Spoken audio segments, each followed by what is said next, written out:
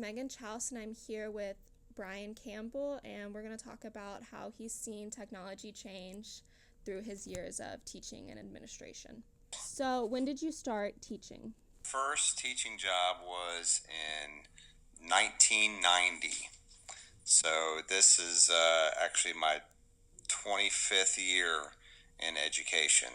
So I was a classroom teacher for 21 years, and then 2 years as an instructional coach, and then this is my second year as an assistant principal. Right now I'm at an elementary school, but my first year was at a middle school.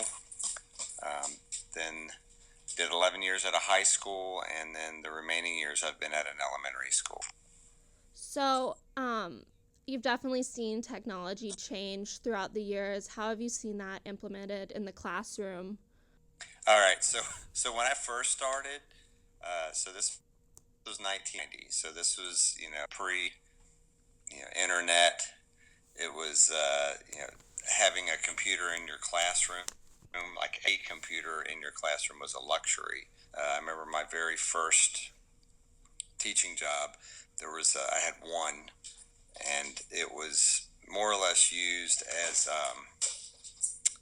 basically like as a reinforcer.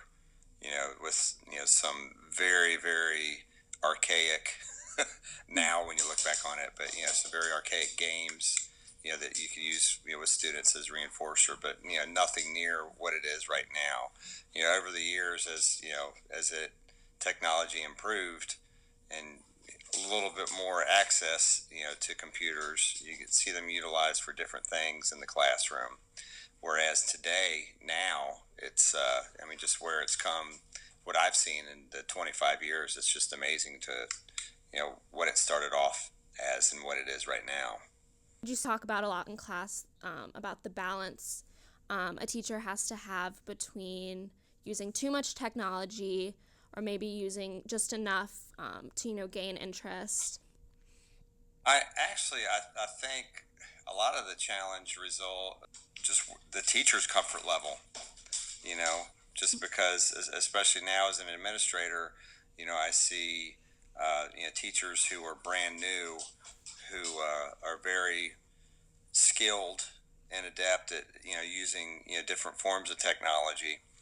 Their classroom management, um, may not be the strongest, and their, just their knowledge of, all the things involved in, good teaching, they still have some things to work on, but their use of technology is, they're very, very, capable of that. Whereas some of the more experienced teachers who've had to kind of learn and adapt on the fly, a lot of times that's something that many of them, may struggle with, or not necessarily struggle, but they have to really work hard to keep up with the times and keep learning the new things that are out there. You seen any like maybe improvements in like test scores or concentration in children or anything like that?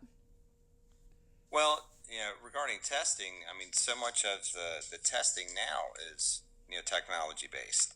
Where before it was a lot of this paper pencil method. Now that the second graders, we had our second graders today that were performing a standardized test on the computer.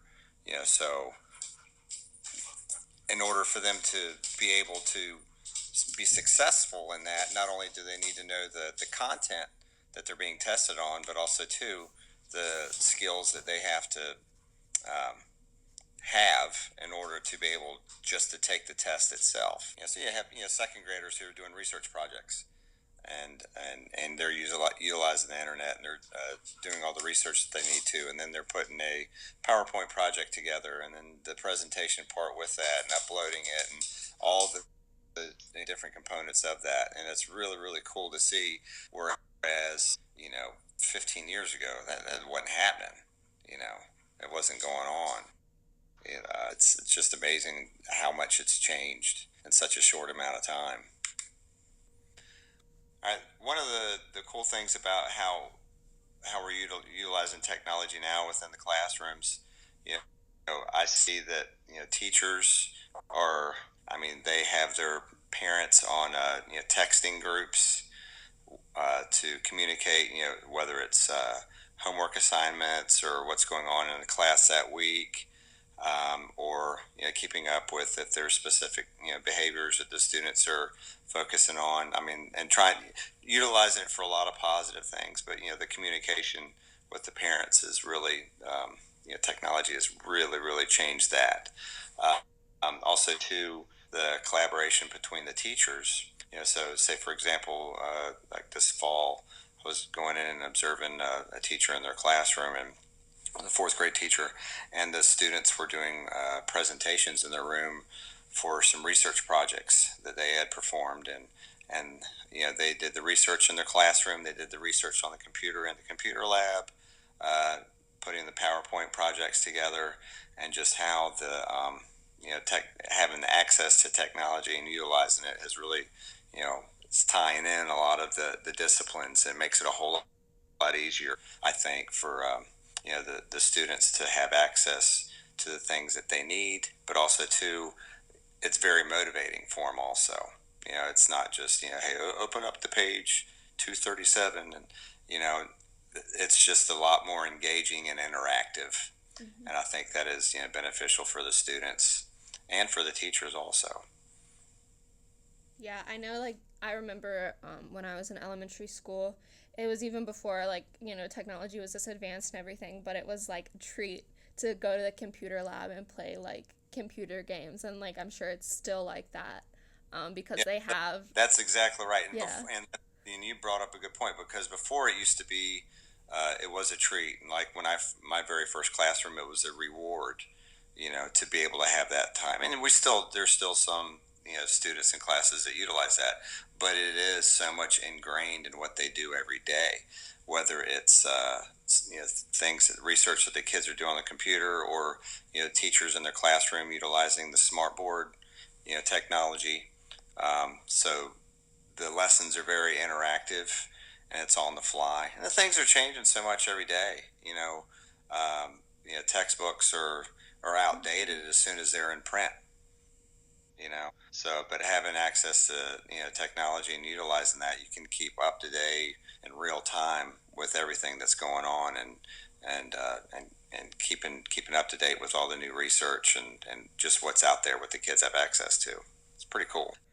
As an administrator, going in and observing teachers in their classroom, that's part of the rubric that we're utilizing to do those observations. Is are they using resources from outside of the classroom, or how are they integrating technology into their lessons? That's part of what we're looking for when we're doing teacher observations. And then with that, how engaged are the students in the activities that they're doing?